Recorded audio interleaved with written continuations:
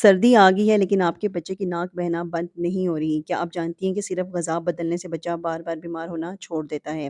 اگر آپ چاہتی ہیں کہ بچہ سردی میں بھی تندرست، خوش اور ایکٹیو رہے تو یہ 6 غذائیں آج سے ہی اس کے کھانے میں شامل کر دیں۔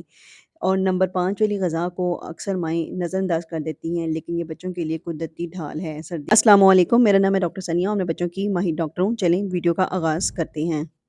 سب سے پہلی خوراک جو بچے کو سردی سے بچاتی ہے، اگر آپ 6 مہینے سے بڑے بچے کی خوراک میں شامل کر دیں تو آپ کے بچے میں امیونٹی بوسٹ ہو جاتی ہے، جو کہ وٹامنس، پروٹین اور منرل سے بھرپور ہوتی ہے۔ یہ نہ صرف بچے کو گرمی پر دیتی ہے، جس کی وجہ سے بچے کا جسم گرم رہتا ہے، وہ سردی سے بچا رہتا ہے، بلکہ اس کے جسم میں طاقت بھی دیتی ہے اور اس کی ہڈیاں اور ہڈیوں کو مضبوط بھی کرتی ہے اور دانتوں کی گروتھ کے لیے بھی بہت زیادہ کام کرتی ہے۔ وہ ہے سوپ، جسے ہم یخنی بھی کہتے ہیں۔ آپ چکن بھی یوز کر سکتی ہیں، دال بھی یوز کر سکتی ہیں، چنے بھی یوز کر سکتی ہیں، بیف اور مٹن بھی یوز کر سکتی ہیں۔ ایک بوٹی لے کر اس کو پانی میں ڈال کر ہلکا سا ایک دانہ کالی مرچ کا ڈال کر اور لونگ کا ایک دانہ ڈال کر اس کو پکا لیں، اور اس کے بعد بچے کو نارمل ٹیمپریچر کر کے ایک ایک چمچ صبح دوپہر شام بھی دے سکتی ہیں، یا کسی ایک ٹائم پر آپ دن میں کھلا بھی سکتی ہیں۔ جو دوسری غذا ہے جو بچے کو سردی سے بچا سکتی ہے، وہ ہے دلیا۔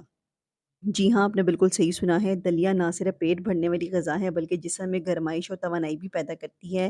یہ فائبر سے بھرپور ہوتی ہے، جو کہ بچے کے پیٹ کی آنتوں کو طاقت پر دیتی ہے، اور بچے کی خوراک جو بھی بچہ کھاتا ہے اس کے اندر سے وائٹامنز اور منرلز کو خون میں جذب کرنے میں بہت اہم کردار ادا کرتی ہے۔ یہ سردی کے دنوں کے لیے بہترین ناشتہ ہے۔ اگر آپ بچے کے خوراک میں روزانہ دلیا شامل کر دیں تو آپ کا بچہ ٹھنڈ سے بہت زیادہ حد تک بچ سکتا ہے۔ تیسری خوراک جو آپ بچے کی خوراک میں شامل کریں وہ ہے شکرکندی۔ جی، شکرکندی کو بالکل بھی انڈر ریٹ نہ کریں۔ یہ ایک پاورفل غذا ہے۔ یہ وٹامن اے، سی اور فائبر سے بھرپور ہے، جو کہ بچے کو نزلہ، زکام اور کھانسی سے بچاتی ہے۔ دن میں ایک بار آپ شکرکندی کی کھیر بنا کر بچے کو لازمی دیں۔ شکرکندی کی کھیر بنانا کوئی خاص مشکل نہیں۔